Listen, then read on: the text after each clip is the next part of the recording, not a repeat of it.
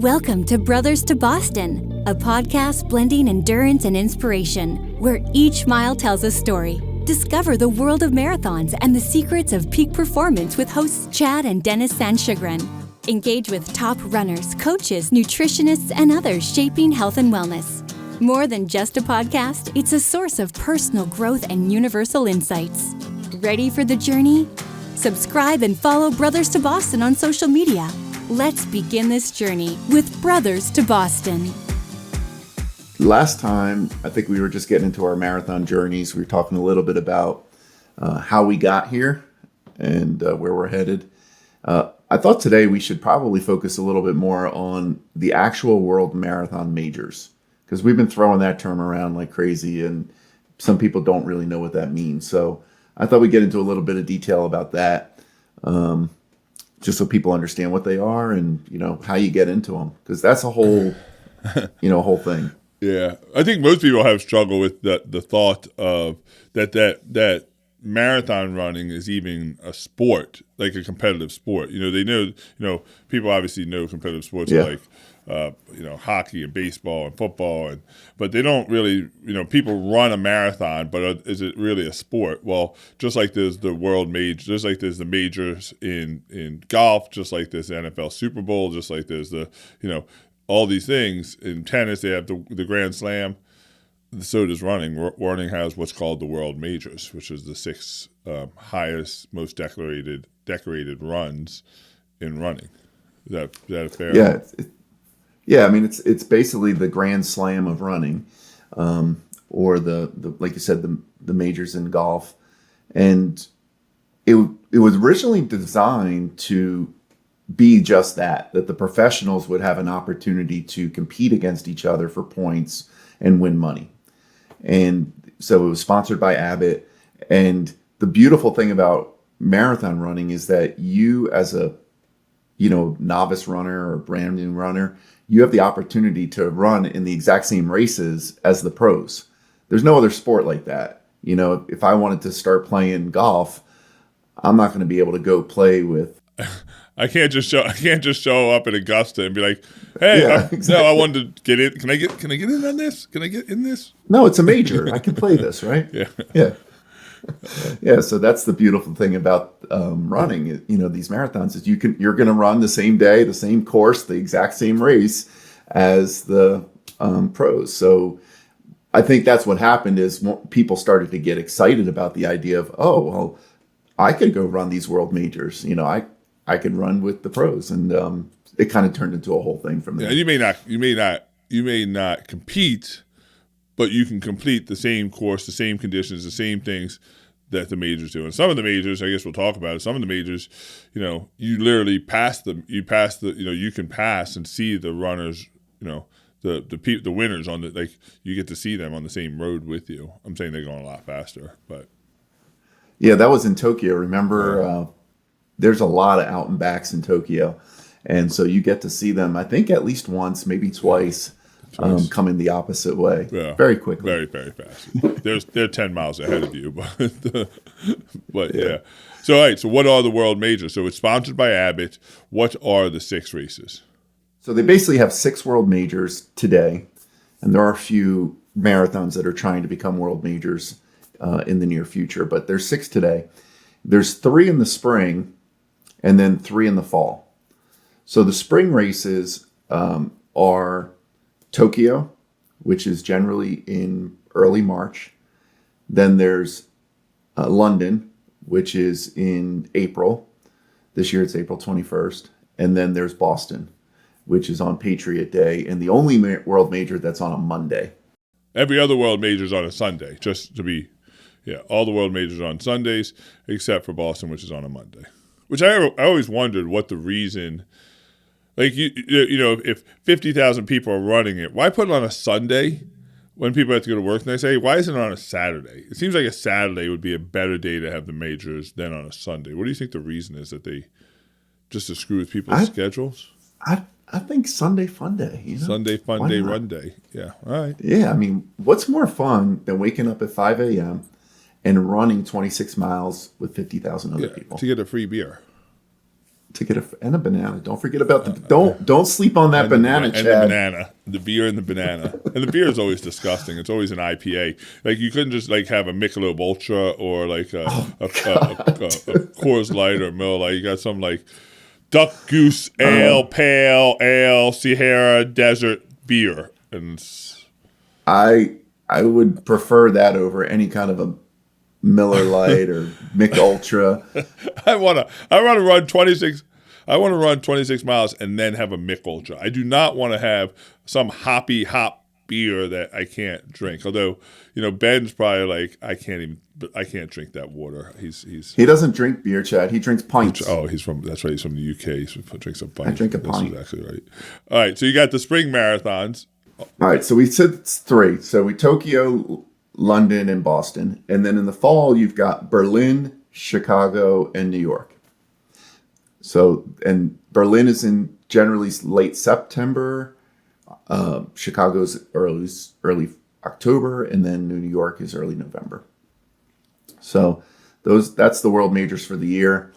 And each one of them has a different set of ways or different group of ways that you can get in. Yeah, qualifications or standards or whatever. We should talk a little bit about that. But I actually pulled up some interesting stats after last year's World Majors.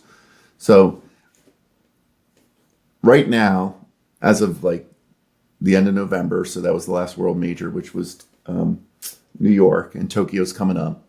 There were 12,772 6-star finishers. So a 6-star finisher is they get a star for each race, and if you've done all 6, then you're a 6-star finisher. You get a medal, and you become, you're listed on the list. And there's 12,772 of them as of last November. Which sounds like a lot, but it's not. It's not. Worldwide. Millions of people run marathons every year. Yeah, so it's worldwide. So if you have less than 1% of all humans will ever run a marathon, a full marathon, 26.2 miles. Right? So less than 1%. And to run the world majors is 0.0001% of that 1%. So it's a very small amount of people that actually run the world majors. Oh yeah, absolutely. North America had 4,047 of them so far. And there's about 400 or 500 million people in North America. So you're talking about just an unbelievably small percentage of people. And in Maryland, where we're from, in Maryland, it's in the 20s or 30 people, right? It's like less than 100. Yeah, it's a small number. And how many of brothers have done it is probably a very small number. I'd say none. I'd say we're going to say 0. We're saying 0. We're going to be the first. We're going to be the first. How many brothers have done it from Maryland that are both bald and are on a podcast? I'm saying it's 0. I'm saying it's 0. I'm saying it is 0. Do we have a fact checker? Yeah. Both over the age of 50, too, by the way. True. Yep. Chad has recently reached the ripe old age of 50. Yeah. And so, all right, so you have these 6 world majors. You get a star for each. It's called the 6-star finisher, right? It's called the 6-star finisher. We decided, like we talked on that show, we were going to do the world majors. Now, we've done more than 6 of the world majors. I'm saying we've done, I've done New York 5 times. Yep. I've done Chicago 3 times. Berlin once, Tokyo once. So, right? So I've done 12, 10. 12, is that what the number equals? 6, 9, 11. You said 5 plus 3 is 8 plus 2 is 10. 10. Yep. So 10. London will be my 11th world major. Is that right? Yeah. Sounds right. Yeah, 11 world majors, right? And I did New York twice, Chicago twice, Berlin and Tokyo once. Yeah. So we've combined done 15, run a world major 15 times. Yeah, I've done 6, I think.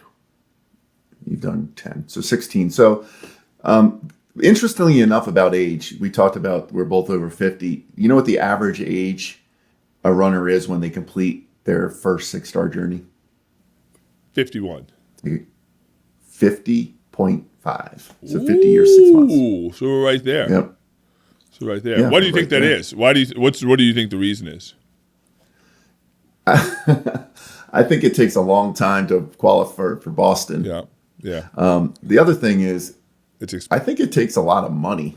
it's expensive. That's It what I is- was saying. It's expensive. Yeah, it does take a lot of money, and we don't talk about that with our wives. No. We just say, "Hey, we're going on a trip." I don't know. My if wife they thinks knew how much it I costs- qualify for every race. I'm like, yeah, I was like, I qualified to donate money to charity. That's what I did. I qualified to donate. Yeah, the charity donations are legit, but I don't mind that too much. They are generally good causes, but still, it is a lot of money. You know, to travel, to go to Tokyo, to stay at a hotel, to pay for airfare, to eat, to do all that stuff. It's Absolutely. ridiculously expensive. So Yeah. So good. I was just going to say, so talking about how to get into these things, and because you kind of segued into it's expensive, and people are probably like, well, what's expensive? Is it expensive to join? To register, to travel? It's all of the above. But we'll go through them one by one. So for Tokyo, you can get in by lottery. You can get in by raising money for a charity. You can get in through a tour operator. We'll talk about tour operators in a second. But and then there are some people who can qualify by time for Tokyo as well. You and I got in on a charity bib, as I recall. Very few people get in on lottery. Yeah, the lottery It's a very small percentage. Lottery for Tokyo, for any of them, is really hard. But Tokyo is an especially difficult lottery.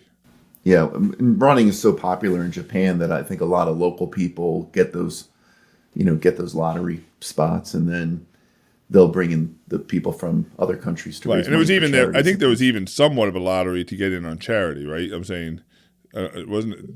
You had to be selected. Yeah. You couldn't just say, "All right, I'm going to raise this money for charity. I'm in." There had to be. I think there was some sort of system.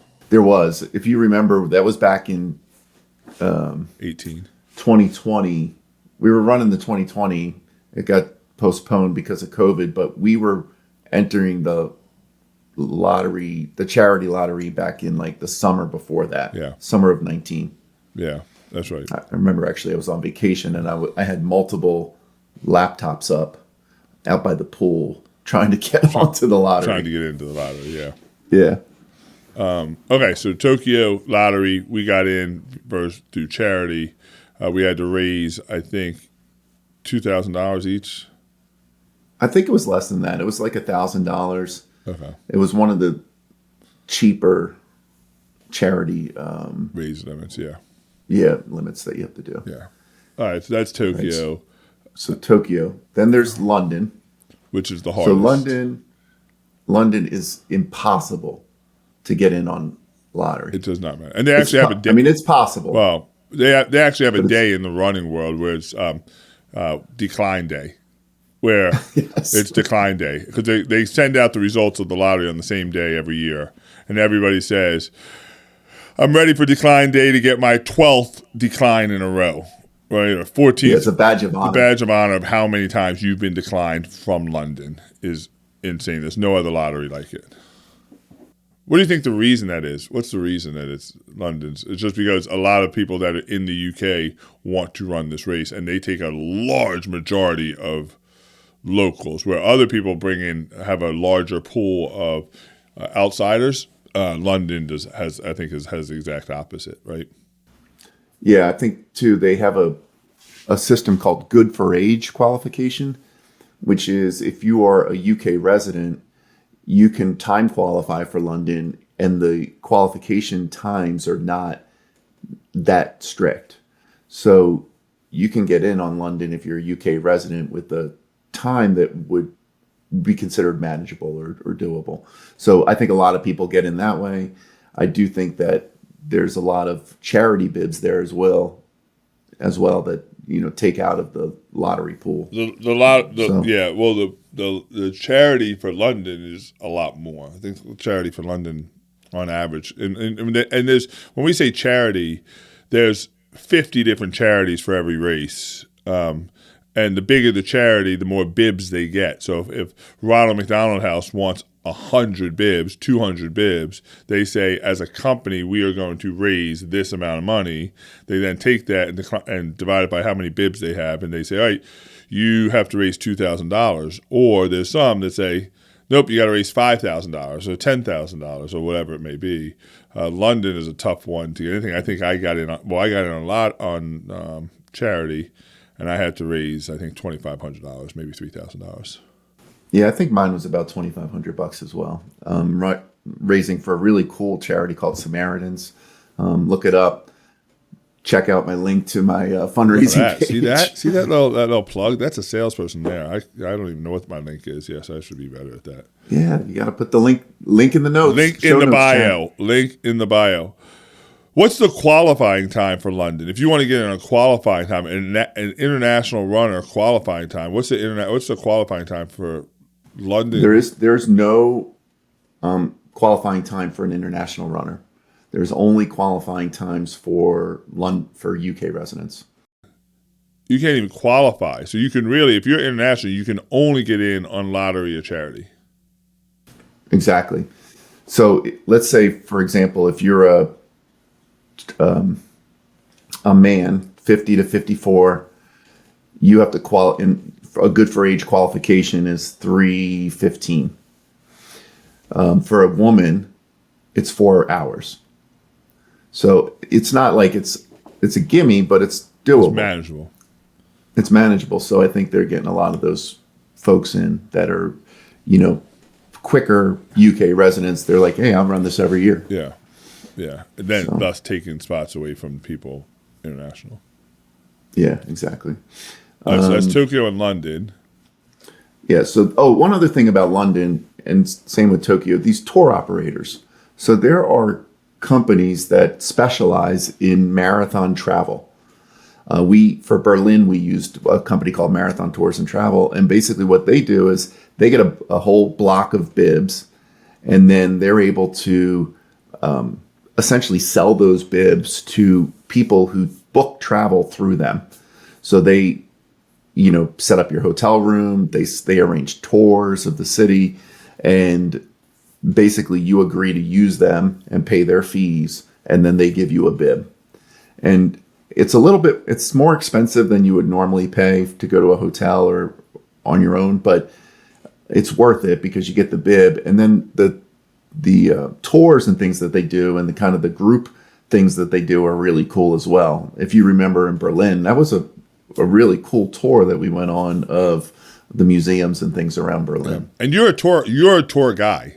I love tours. I love the tours. You love the tours. Like, you love the excursions. Like, put me on a bus with 50 other people and let me, that is your, that, right? Oh yeah, I got the camera around my neck. Oh gosh. I got the city T-shirt. Oh my gosh, I despise tours of any kind of anywhere. I will say the one in Berlin was pretty awesome, but I am not a put me in a bus and drive me around the city. Let me just go figure this out on my own.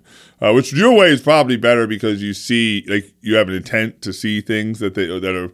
Me, I'm like, well, I can see things that I pass and I'll decide if I like it. But man, I know we're going to London. We should talk about London. How many tours you sign us up for before we go? Because I'm not. We're going on a tour, double-decker bus. I'm not walking through Westminster Abbey on a tour. I'm telling you, or whatever. I'm not that's not. We are going on some tours. Yeah, that's absolutely. Yeah, so that tour operator marathon thing is perfect for Dennis because he's like, wait, there's a free tour? Yes, there's a tour.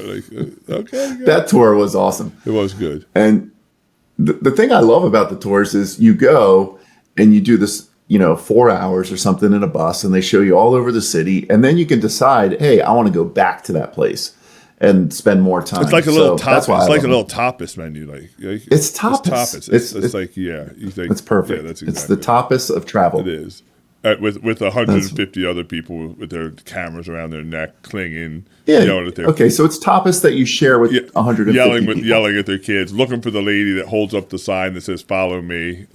And all the locals look at them like, "Oh God, these tour guys, these tour, like that's what's gonna happen. And I know what's gonna happen in London. Like at some point, we're gonna be the fools that are gonna end up on TikTok making fun of the guard outside of the Buckingham Palace thing that gets yelled at. And I trip over the guy and he spears me or something. We're gonna be those people. I know it. You need to get ready for the whole London experience. Yeah, you're going to try to make the guy in front of Buckingham Palace smile. We're going to high tea.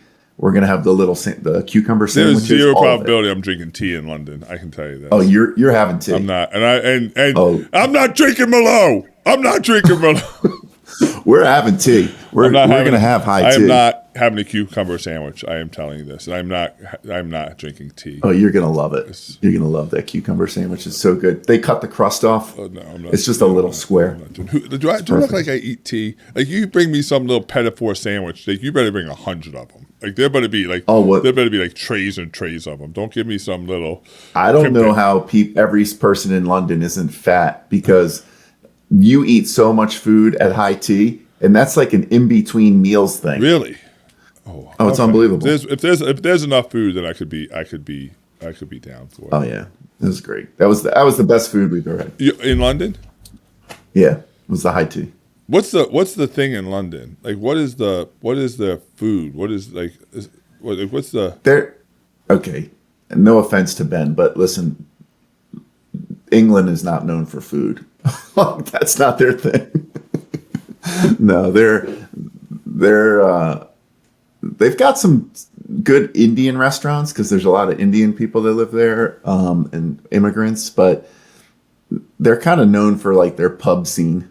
Oh, I'll go to a pub. I like to go to a pub. Yeah. Do they serve Miller Lite or Michelob Ultra at the pub?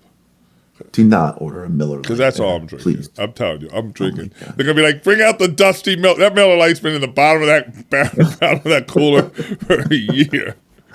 I might have two. It's a big week. We're going to be on travel. I might have two. I might have two Mich Ultras.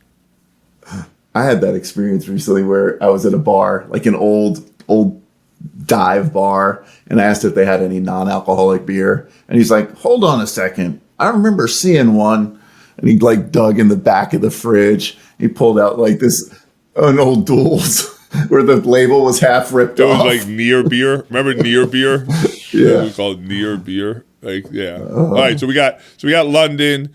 We got Togo. We got in on charity.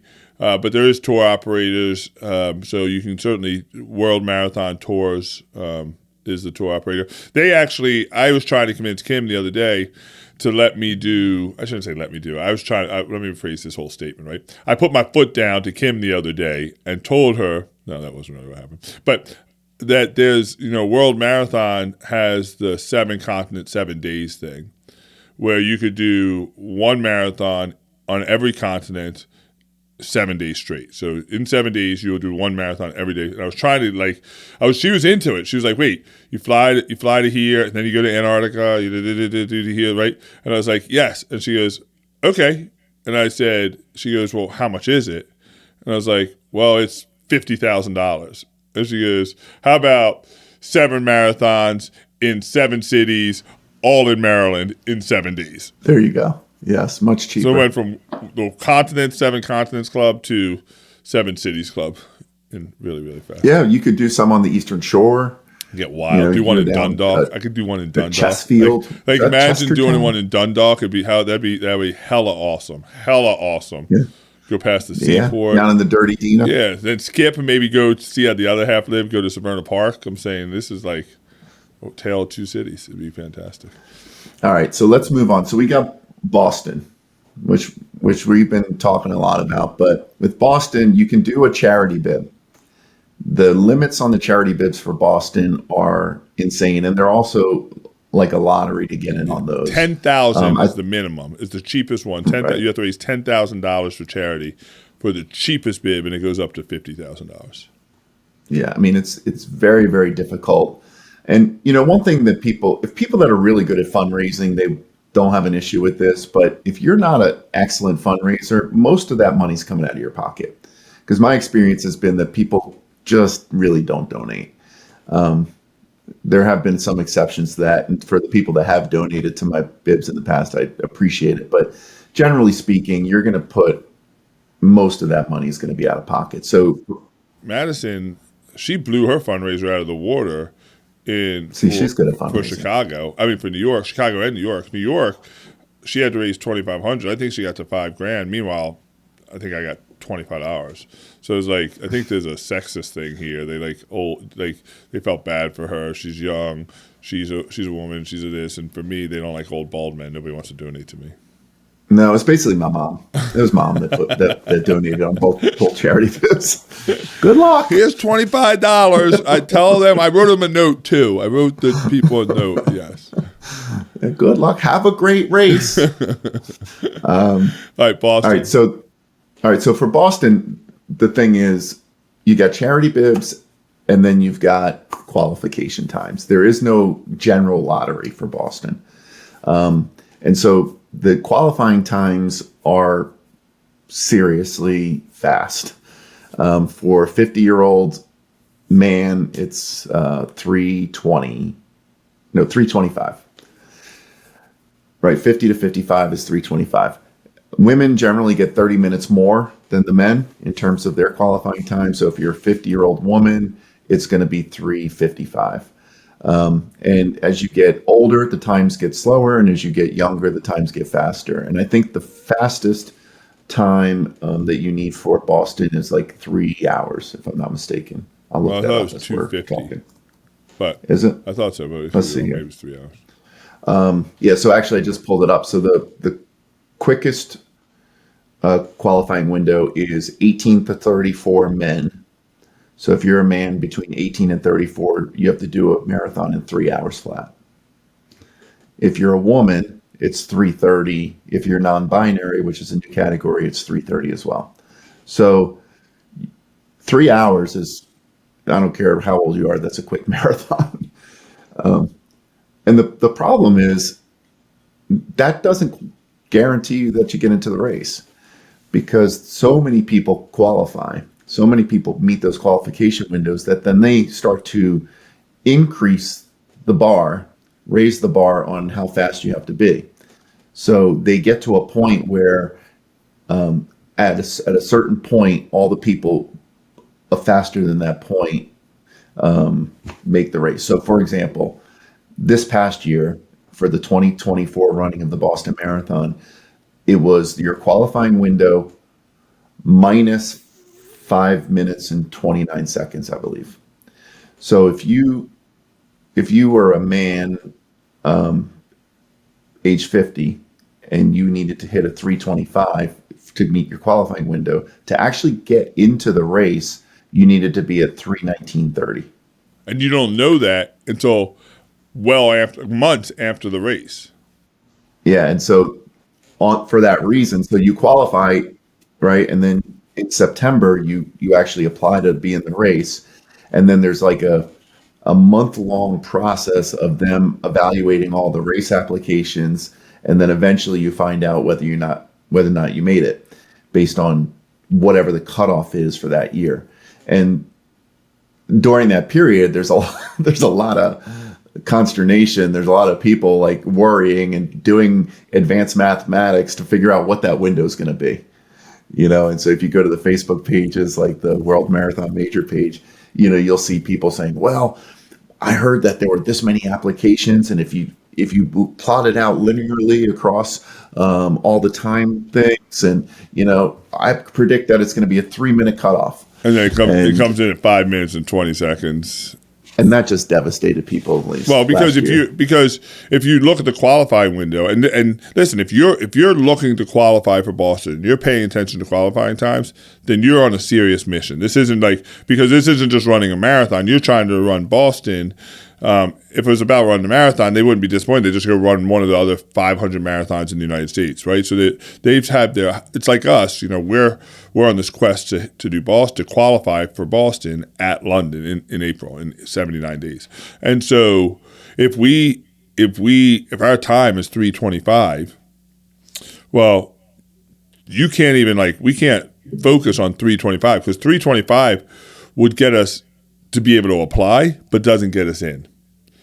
And so we don't know what will get us in. So you're making a guessing game. So you're like, okay, when I was talking to our coach, Mario, yesterday, I said, so what do I really need to do here? He said, well, I think, we are planning out for you to do 3:19:30 or something, 3 hours, 19 minutes and 30 seconds, which means that my real qualified time is 3:20, 3:19:30.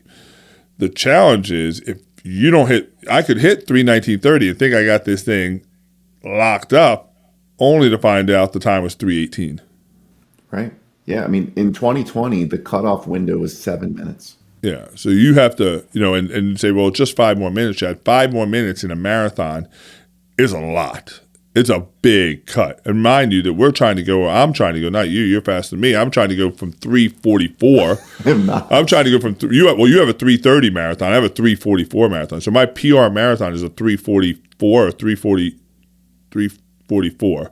My fastest marathon is 3:44. I'm trying to go from a 3:44 to a 3:19. That's a big jump. That's a 20. How many? Is that 26 minutes?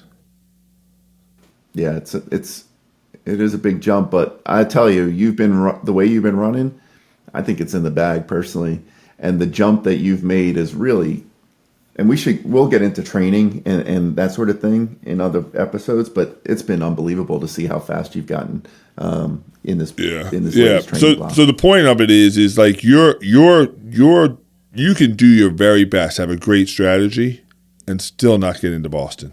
Exactly, and so that's why when we talk about focusing on the process and not the outcome, and I think this is a really good example of why that's important, because the process of qualifying for Boston makes you better. It makes you better in so many ways, and then physically and mentally. Yeah, mentally, physically, just discipline, everything about it. It makes you better, and you could do your best. You could hit that 3:19 and get your 26-minute PR and still not be in and have to run again. Now the benefit to this is, and before I know we got to get into the other two majors, but the benefit to this is if you run London in April, the qualifying window goes till September, right?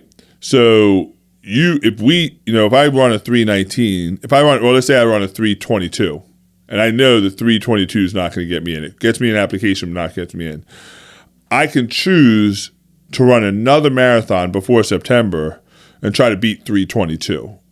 Right? I can say, all right, well, I'm going to run an easier, and I say easier race, a little bit more downhill or a little bit better weather conditions. Like London is a tough race to qualify, to set a PR, because the amount of people that are running makes it very tight. It's a tight race, and you lose times on that many people. I could go to Mesa, Arizona, and run Mesa and have a wide open field and be able to have room to run and really go after it and not have to keep stopping because Sally in front of me is like tying a shoe. So there's benefits to those. So it becomes really strategic.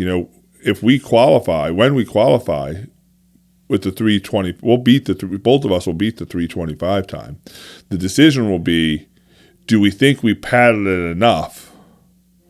Do we pad it enough that we want to try to go for a better PR, or do we accept the race and let go and let God do his thing? Yeah. I guess we'll have to decide based on what the results are. I would say if we got to 3:19 something, I would probably not run another qualifying race. I think if I'm above 3:20, I probably would want to run another one. Anything over 3:20, I run another one. Under 3:20, and I'm trying. In my mind, I'm thinking he's saying 3:19. I'm really trying 3:16, 3:15, because if it's 10 minutes, if it's 8 minutes, and I don't get in, we don't get in, then you've done everything you really can do. Yeah.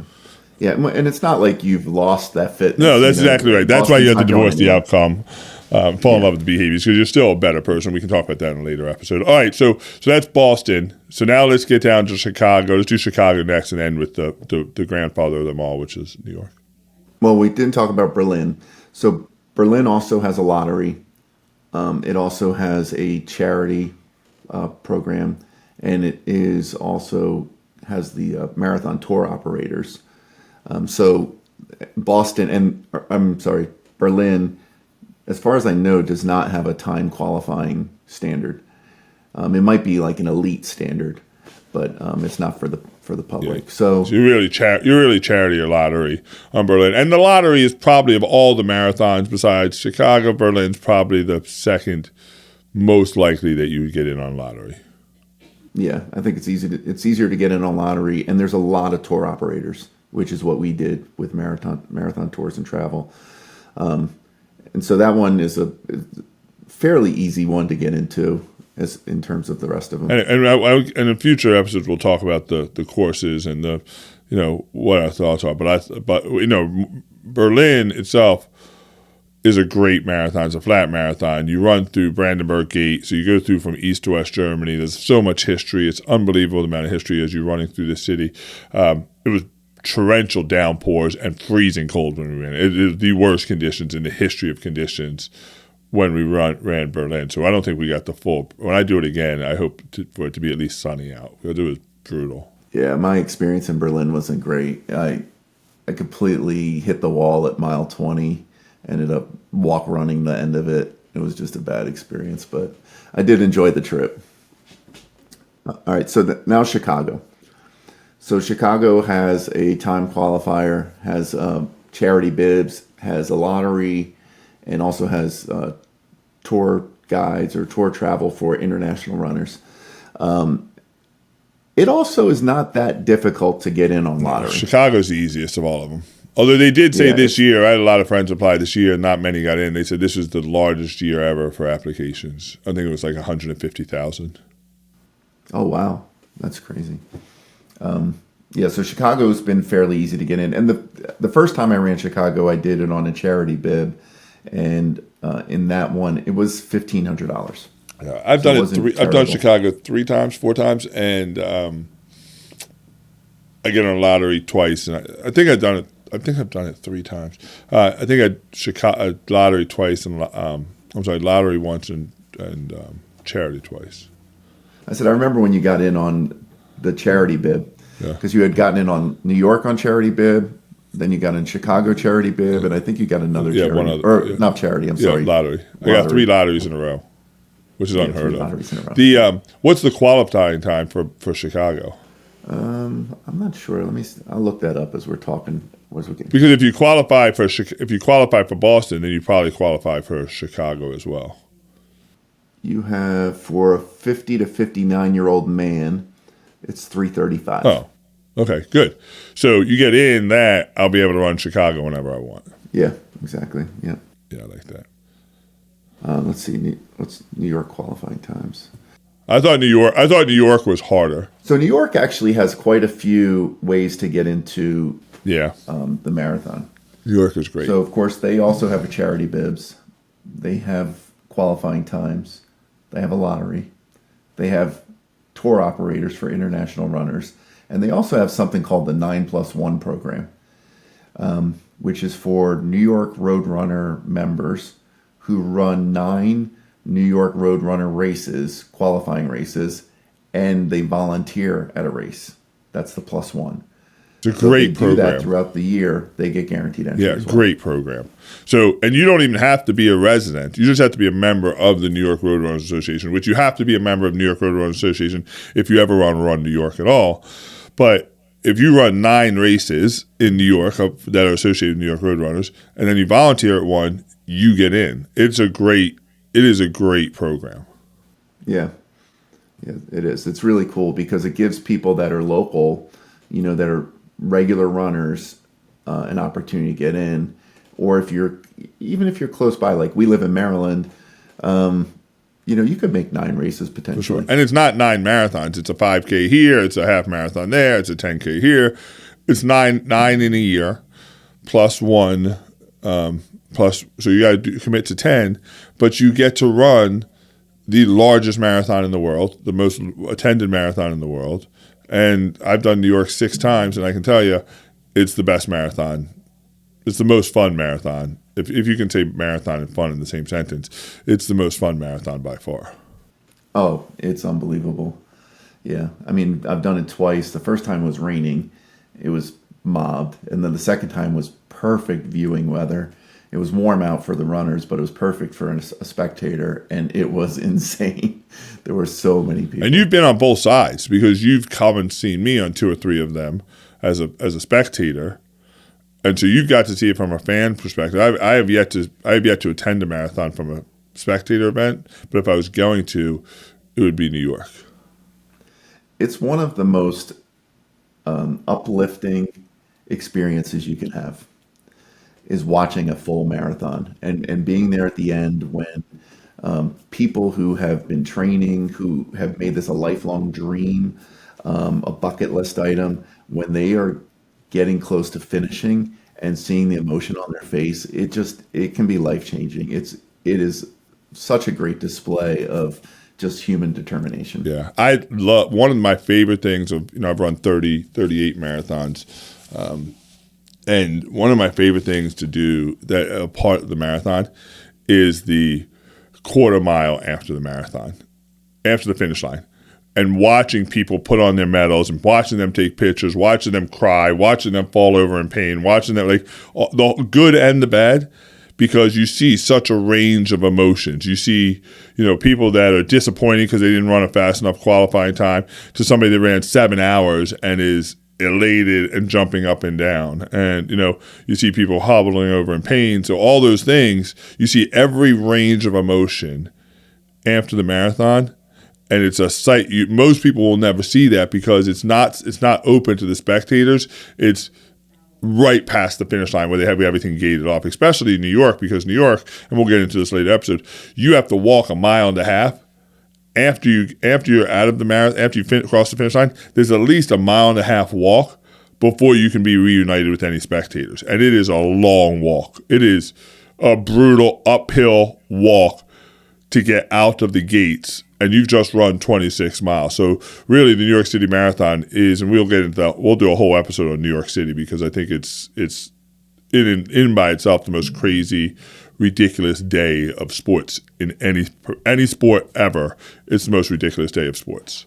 Of what you have to do. You're getting your steps that day. Yeah, what you have to do to get there, what you have to do when you're there, how then the race, and then after the race, and then it's just even figuring out how to get back to your hotel after you get after that 1.5 mile walk is brutal. So I think that the idea of doing a whole episode on that will be good. All right, go ahead. So we got 2 minutes left. Let's wrap this bad boy up. So just real quick on the qualifying standards for New York. So they are quicker. So for example, men 50 to 54 have to run a 3:14. Whoa. So but it is a guaranteed entry. So that's and they used to, up until 2024. This is the last year where they will also accept a qualifying half marathon time. So men age 50 to 54 have to run a 1:32 half marathon. What? But they're discontinuing that after this. Oh, I was like a minute off, Dennis. If I would have known that, I just ran a 1:33 marathon. I know. That's why I say you're getting speedy. I could have done, if I could have got 1 more minute off, 1 minute and 22 seconds, I could have qualified for New York. Yeah, you could have done that easily. Another minute, no problem. I couldn't breathe at the end of that half marathon. I was dying. I was like, this is the worst shit ever. So that's interesting because, I was thinking the other day, if I qualify for Boston next year, do all 6 world majors in 1 year. Okay, so do you know how many people have done that? So all 6 majors in 1 year. I have the data right here. It looks like last year there were 31 people that did it. It looks like over the last 6 years it's close to 70 people. 70 people, all 6.